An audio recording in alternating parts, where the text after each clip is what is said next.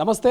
రాష్ట్ర వ్యాప్తంగా రాజకీయాలు వేడెక్కాయి. మరోవైపు ఏదైతే మాజీ మంత్రి హరీష్ రావు చేసినటువంటి కామెంట్స్ కావచ్చు, అదేవిధంగా రాజీనామా లేఖ కావచ్చు, ఇక గన్ పార్క్ వద్దకు సవాల్ విసినటువంటి తీరు. సో కాంగ్రెస్ పార్టీ నాయకులు మంత్రి కోమటిరెడ్డి వెంకటరెడ్డి గారు మాట్లాడదాం.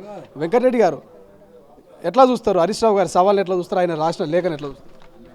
ఇది ఆయన రాసిన జోకర్, ఇవాళ జోకర్గా మారిపోయిన తెలంగాణ ప్రజల ముందు.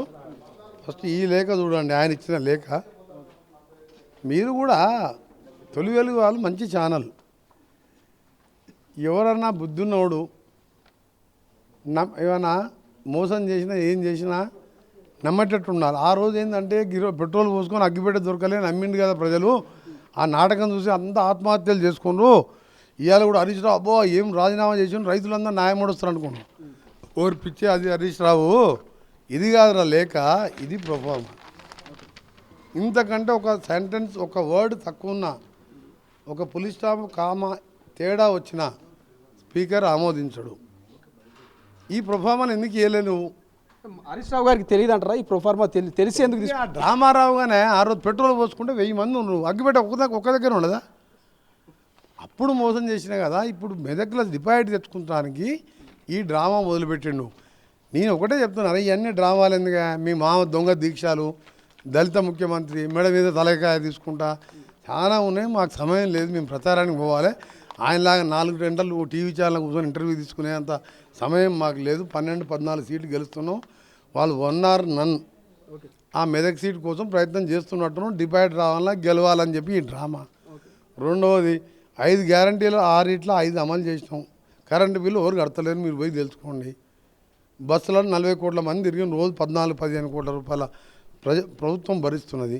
40 కోట్ల మంది ప్రయాణం. మీరు పోయి మహిళలను అడగండి. 500 రూపాయలు 5 లక్షల నుంచి 10 లక్షలు పెంచినావు. అపోలో హాస్పిటల్ పోయి అడిగిరా నువ్వు. ఇవన్నీ అడిగి రికార్డు చేసి పేషెంట్లతో చూసి ఈ డ్రామా రావుకు అవలేష్ రావుకు పోయి చూపించరా. ఇది కాదురా, ఇది ప్రభావం ఎందుకు ఇవ్వలే అని చెప్పి ప్రశ్న.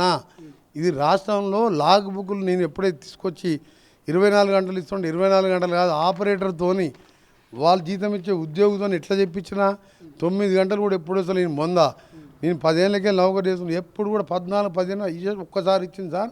ఎప్పుడు 8 గంటలు 9 గంటలు వస్తుంది, మధ్యలో 4 సార్లు పోతుందని చెప్తే నా భయానికి రాష్ట్రం అంతా లాగ్ బుక్లు వాపసు తెప్పించిండు. ఈరోజు కూడా నేను ఈ లేఖ చెప్తున్నా, రాజీనామా ప్రభావం చూపించిన దీన్ని మీరు బయటపెట్టి ఈ డ్రామా లాభం అని చెప్పండి.